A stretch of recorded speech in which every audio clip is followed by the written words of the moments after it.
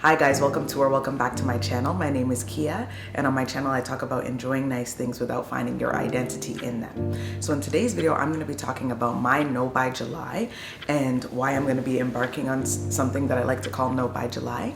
And before I get into that, actually, if you like videos like this and you're not subscribed, I'd like to ask that you please subscribe to my channel. And yeah, I'll get into it. So before I get into something that I'm calling No Buy July, I'm going to define what a no buy actually is. So if you've been on YouTube before and you've maybe looked up, you've been like, hey, I'm kind of shopping a lot, I want to kind of remedy that, or I need to remedy my relationship with my spending, you may have come across something called a no buy. And typically the most common time period for a no buy is a year, and a lot of the times videos on YouTube's might showcase somebody's no buy or no spend year. And personally, I've never ventured into the territory of a whole year of no purchasing anything, but when I was paying off a big debt in 2020, I did challenge myself to a 4-month no buy. So no matter the amount of time you allot to your no buy period, a no buy is a specific amount of time where you are going to refrain from purchasing unnecessary items to reset your spending habits.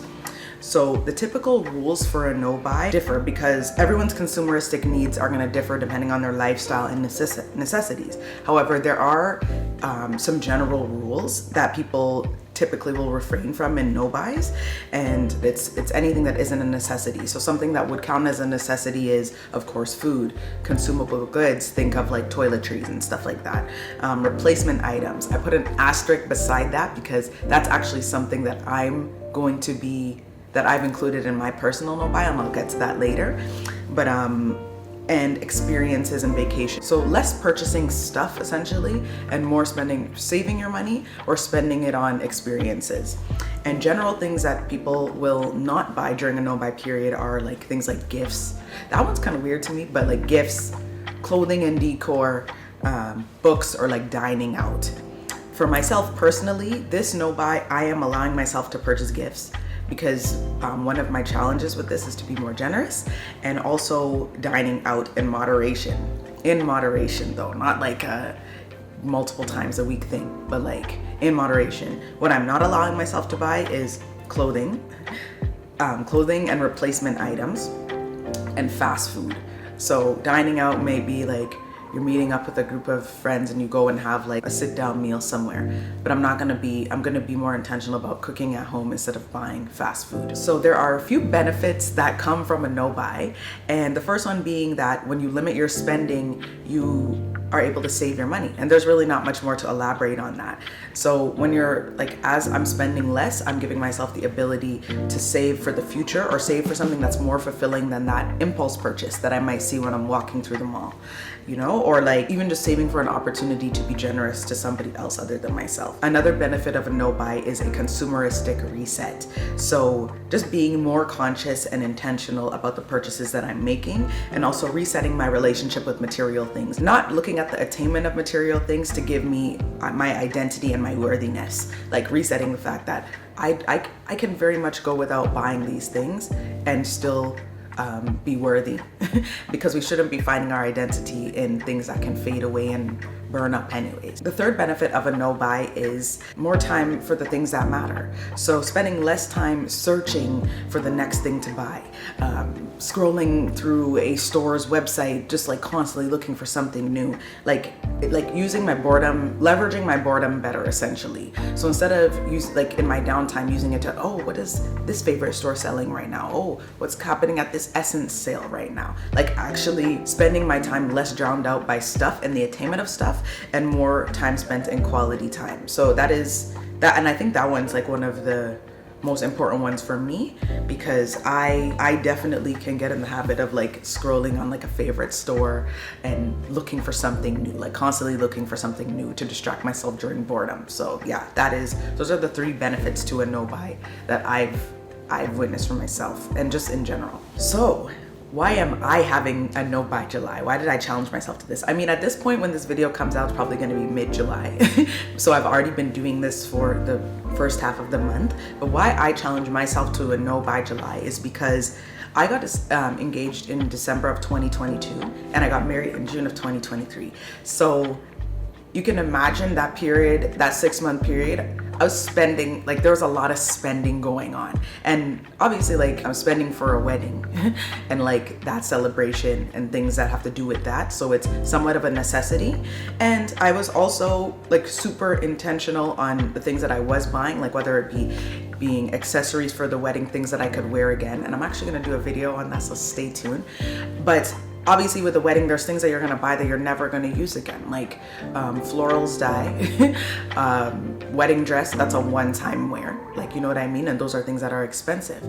So by the grace of God, I was on budget. I have a good accountability partner, my husband, but there are things that even within budget that you buy that are not going to be it's just a one-time thing, and that's just is what it is. But yeah, I realized like I was just constantly consuming things, and while it was for a purpose, I'm like, I need to reset my mind with that, because now I need to, like, there's no need for me to be buying a bunch of things anymore.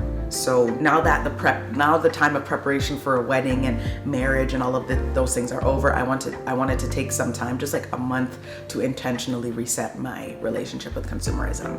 So the main reasons that I am doing this challenge are, just the first one, like I said, just reiterating, making more intentional spending decisions.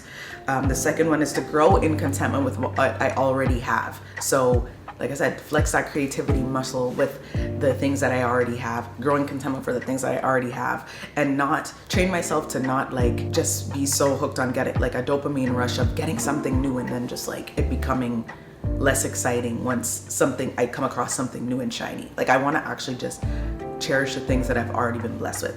And then also challenging myself to be more selfless and to be more generous towards others, because if I'm being honest, I can always find something new for myself that I need. But there are other people that may need more than me, or just like maybe even having their own celebrations that I can bless them with. So just like taking the focus off of me and what I can acquire for myself, because if I put my mind to it, I can always find something to acquire for myself, and just like being more others focused. And the most important reason is also just focusing on things that are eternal as opposed to temporary. So when I say this, I think about a Bible verse. A Bible verse comes to mind, and it's Matthew 6:19-21, and it reads, "Do not store up for yourselves treasure on earth where moths and vermin destroy, and where thieves break in and steal. But store up for yourselves treasures in heaven where moths and vermin do not destroy, and where thieves do not break in and steal. For where your treasure is, your heart will also be." I can definitely have a tendency to put my treasure in things that moths can definitely eat up, aka clothes, and just like temporary, shiny, nice things. You know what I mean? That's definitely my tendency. I lean to that. So in challenging myself in this no buy, it's just like, okay, reset your focus, Kia. Like you don't, like these, ultimately your identity comes from Christ. Your identity doesn't come from these new clothes, this new launch. Stay focused on the ultimate goal, and that is pursuing things that are eternal, building God's kingdom, all of those things, and not acquiring frivolous things for yourself. So yeah, that's the final but most important reason why I'm doing a no buy in July, and how I'm setting myself up for success. So it's one thing obviously to make a decision cold turkey, but if distractions are still present, like it's very easy, I find it very easy for myself to fall off track. And so the number one thing I know that I needed to do to set myself up for success in this no buy is to cut off all distractions. So the distractions that I personally chose to cut off, the first one is Instagram. So the main reason that I actually recently deactivated my Instagram, and the main reason for that is a topic for like another video. But one of the main reasons that I deactivated my Instagram is because I am easily influenced by beautiful content and beautiful things advertised to me. I'm very much like a target audience, and I fall for it. So I had to deactivate myself and put some distance between myself and the things that easily influence me. So I'm not someone who follows many influencers, but the ones that I did, it's like I follow people who obviously I take interest in, like people who dress nice, or brands that I really like, like their fashion aligns with what I enjoy. So I'd follow those, and then when they be coming out with new lines, like their marketing is just drawing me in, like it's doing its job. And I realized that I could easily go from being super content with what I had, but as soon as I seen something that caught my eye, like I said, I'm going from content to the complete other side of the pendulum. I need that thing now. And I'm like, because obviously it was strategically advertised to me. And this is not knocking like influencers or like brands or anything like this. Like I personally have worked with brands that align with me, and I will continue to that align with me.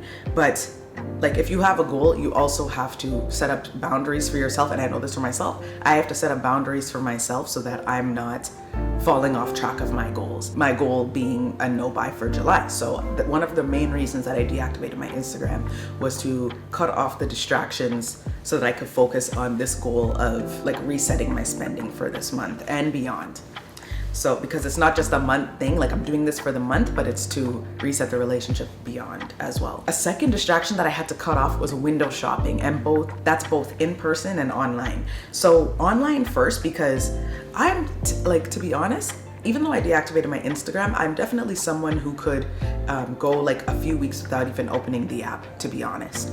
But what really gets to me is like in my boredom, in my downtime, a lot of the times I would find myself on websites of my favorite store scrolling, looking for something new. I think I mentioned this earlier in the video already, but I would just be like, a way of passing time for me is online window shopping. And that's just, like I said, just scrolling. What's new, looking for something constantly new. And then I realized like I can avoid constantly yearning for something new and shiny by just cutting this habit out, by actually leveraging my boredom better. Like instead of constantly looking for something new to attain and like I said, going from that state of contentment to like complete discontentment when I do find something new that catches my eye, and like then planning and needing it and like planning on how I'm gonna attain it in the future. I can like leverage my boredom better and like spend time reading, journaling, spending time talking to my friends and family, and actually being out in community, like not just wasting my time looking for something frivolous, you know? So yeah, that's online shopping. But then I also realized window shopping in person is actually something that I had to cut out as well. So where I used to live previously, our mall was absolute garbage. Like there was a few stores that I actually liked, but because of the demographic, there might be things that I know they have, like that store sells because I've seen it online, but our store might not have it because they don't have it in stock. So you'd always have to like order it in anyway. So I'm just like, I'll just online shop. I recently moved to near an amazing mall, like a really good mall. Like they have stores high end and low end that like, and it's just tempting, to be honest. So I one day after work was like, oh, let me go. I actually needed something. I went in looking for a shirt. Actually, this shirt that I'm wearing, I needed a white shirt. That was my one goal. So I went in this one store and I found this shirt, but then they also had all these beautiful dresses, and I'm like, oh, let me just try them on. It's no harm. As soon as I tried those on, I needed them immediately. I'm like, no, I need them. But then I had to walk away. And like, I honestly won't even lie. Like it was my husband that kept me accountable, because I like convinced myself in that moment. I'm like, no, I need them. They're so beautiful. But it's just like, is this like in line with your goals though? Like, do you actually need these right now? Can you step away for like 24 hours even and just like get out of that like frenzy of like, I need it now, like step out of that impulsiveness. So I did do that with friction, of course, because like I said, I had convinced myself that I needed it. But I'm so glad that I did and I didn't, because days, actually even weeks have passed now, and like I'm fine. Like I survived. I didn't get those dresses and I'm completely fine.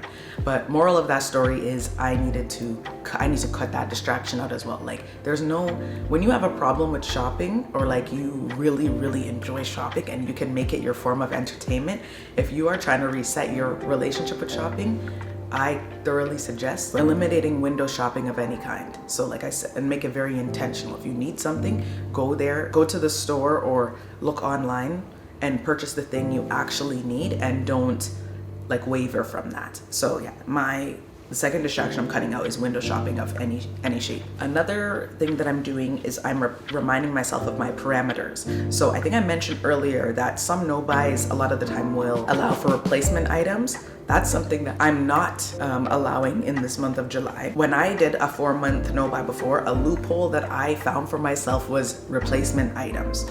So I remember during this 4-month no buy, there was a pair of shoes on Essence that I had in like a wish list, and but I was in like very much in a period of 4 months of no buy. But of course, I think I did my no buy during like Black Friday, which was like, like if you're still gonna be distracting yourself with like, if you're gonna like intentionally be looking at things with like that have to do with the sales, you're tempting yourself, right? Like you're putting fire to your own chest and expecting not to get burnt. So I was very much in a no buy, but I had these shoes on my wish list, and then there was a Black Friday sale at Essence. So I'm like, oh my gosh, but like I'm buying these shoes. I was planning to buy these shoes after the no buy for to replace something that I already have, a pair of shoes. I need them now and they're on sale. So you know what, I'm gonna make an exception for this. And to be honest, I convinced myself of it and I got the shoes. I still have the shoes. I still wear them to this day, but they didn't actually replace what I said they were gonna replace. That was an excuse I had made up because I still very much wore the shoes that I intended to replace. I wore them for many years. I think I still even have them. And like the shoes that I did buy that I broke my no buy for, but like I told myself I didn't break it because it's a replacement item. Like I don't even wear them like that. Like I wear them sometimes and I still have them, but like I really don't wear them like that.